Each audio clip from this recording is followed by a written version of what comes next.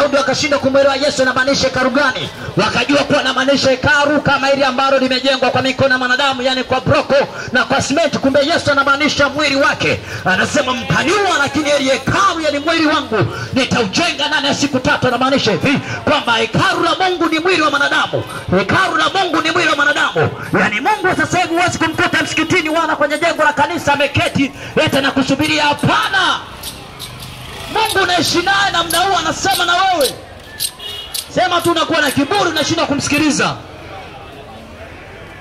Wao wamedanganywa kwamba Mungu yuko kwenye jengo. Na ndio maana anakuwa mtakatifu kwa kwenye jengo. Yule akitoka kwenye jengo mzee wabaya hao. Wabaya hapa Kariakoo. Sasa rafiki yangu ya maisha kupretend utaishi pagarini. Maana Mungu haongwi na Sara. Maana kama ni dua hata shetani anafanya dua. Kama ni ibada na shetani anafanya ibada. Kama ni ibada majini anafanya ibada. Kama ni dua nao mapepo yanafanya dua. Kama ni Sara wachawi nao wanafanya Sara.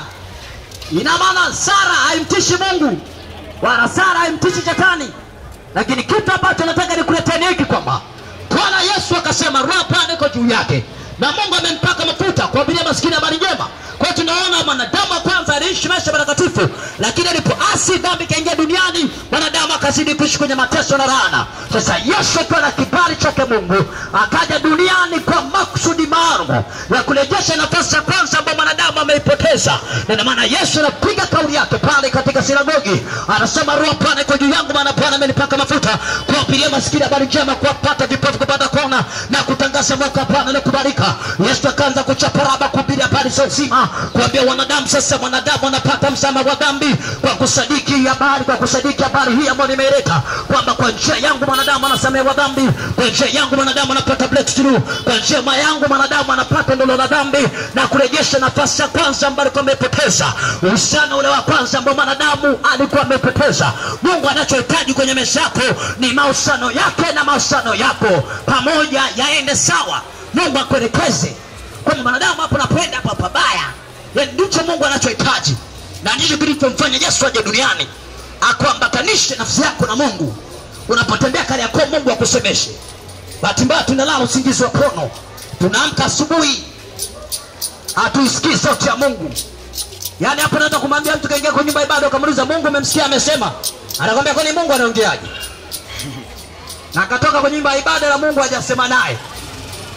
Lakini naambia watu Mungu sasa anaambia posta ile ambayo nimeshika bunduki kwamba hawezi akaongea. Mungu anaongea na wanadamu, sema masikio yako yameziba kwa sababu ya dhambi.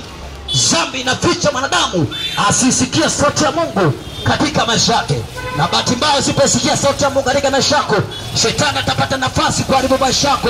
Ibilisi atapata nafasi kutapanya maisha yako, kwa sababu utakosa direction sahihi katika maisha yako. Utakosa maelekezo sahihi namna gani ya kuenenda Kariakoo, namna gani ya kuishi katika nchi nzuri ya Tanzania, namna gani ya kutembea kwa usafi, namna gani ya kuishi na jirani yako vizuri pasipokuwa na huski na roho mbaya ndani ya maisha yako. Ukikosa maelekezo ya Mungu utafuata maelekezo ya ibilisi. Ana maana ibilisi amekwambia hamna mtakatifu duniani. Huyo ni ibilisi anakuaminisha kwamba hauwezi kuwa mtakatifu duniani, kwamba wewe huwezi kuwa mtakatifu duniani, utakuwa mtakatifu kisha kufa. Sasa bahati mbaya hamna mtu anayekufa katibu. Yani sikia rafiki yangu, maiti haiongei. Yani ukisha kufa ndio habari yako imeisha. Kitakacho kufuata ni kwenda kujibu yale ambayo umetenda Kariakoo. Vile ambavyo umepanda Kariakoo ndivyo utakavyovuna. Na Mungu atakupigia hesabu yote, raundi zote ambazo unapiga Kariakoo. Umetenda mema utalipa mema, umetenda mabaya utalipa mabaya. Sasa kusudi la Yesu ni kukutoa katika sehemu mbaya na kukuleta katika sehemu ambayo ni njema, sehemu ambayo inaweza kukusaidia, kukupa tumaini na faraja katika maisha yako.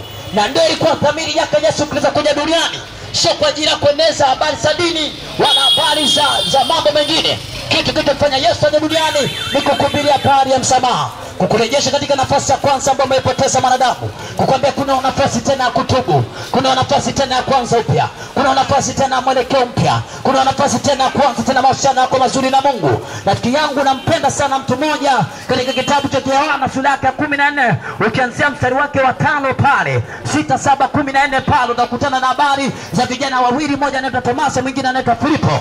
Yule mmoja anamuuliza Yesu, babako yuko wapi? Yesu anamtazama Filipo, anamwambia Bwana, amekaa na mimi muda wote, hujamjua Baba. Yesu anamtazama, anasema Bwana, yeye ameonaye Baba ameniona mimi. Tena iko wapi njia kuelekea mbinguni? Njia iko wapi ya kuelekea mbinguni? Hapa Yesu alikuwa shatamka mwanzo kwenye kitabu cha Mathayo sura ya 7. Anasema kwamba njia ni pana, na hiyo njia ni njia ni pana ambayo inaelekea katika upotevu, na inaelekea katika njia ni watu wengi sana. Akatamka tena akasema njia ni nyembamba na ni finyu, wanaiona hiyo njia ni wachache. Kwa maana hii njia ambayo inaelekea katika uzima, njia ambayo inaelekea katika mema, ni njia nyembamba na ni finyu sana. Anasema mwanadamu yeyote atakayejitahidi kupenya pale ataishi uzima. Maana hiyo njia ni kwa nini ni ngumu? Hiyo njia haisadiki matukano, hiyo njia haisadiki ulevi, hiyo njia haisadiki kwa watu wengi, hiyo njia haisadiki usinzi, hiyo njia haikubali kabisa rainbow secret, hiyo njia haikubali mambo mabaya. Hiyo njia ni ngumu kuingia. Mwanadamu akitazama na yona ni ngumu, lakini Yesu anasema hiyo njia ndio njia nyembamba imesongwa, na ndio ambayo inafanya mwanadamu apenye kwenye njia na kuingia katika uzima. Sasa tunaingiaje kwenye njia? Maana ni nyembamba, unahitaji usaidizi kupenya kwenye njia. Yesu Kristo alimwambia Tomaso kwamba hiyo njia ikipata kwenye pesi, basi pia nisadiki. Anasema kwamba mimi ndimi njia, kweli na uzima, yoyote anayetaka kuja kwa Baba lazima apite njia yangu. Yesu kana manai kubwa sana kwamba yoyote anayehitaji kuingia mbinguni, basi pia msadiki Yesu Kristo lazima apite katika njia yake Yesu Kristo. Na Yesu Kristo kaneni tunamhubiri mitaka yako. Watu wanasema sasa mtumishi, kwa nini unamhubiri Yesu kila siku kali yako? Subiri habari zingine bwana. Wewe bwana unatukana kuhubiri habari za Yesu kali yako, unatupigia makelele. Na kwa baadhi ya watu wanasema sasa mtumishi unatupigia kelele bwana. Unahubirije habari za Yesu kali yako? Lakini hapa ningekuja na promote bia usingesema kelele. Ningekuja na wadada na swara nguo hapa mngejaa. Ungesema wewe MC na kesho urudi.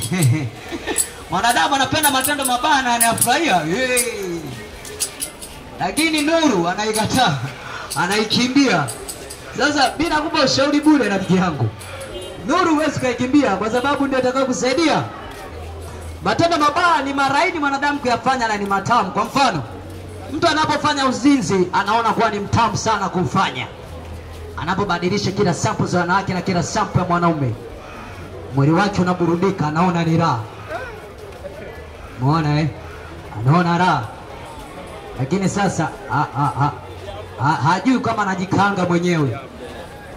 Haelewi kuwa anajikanga mwenyewe, anaua destiny yake. Hata kwa kijana hujui kwa unapofanya uzinzi unaua destiny yako, unaua career yako.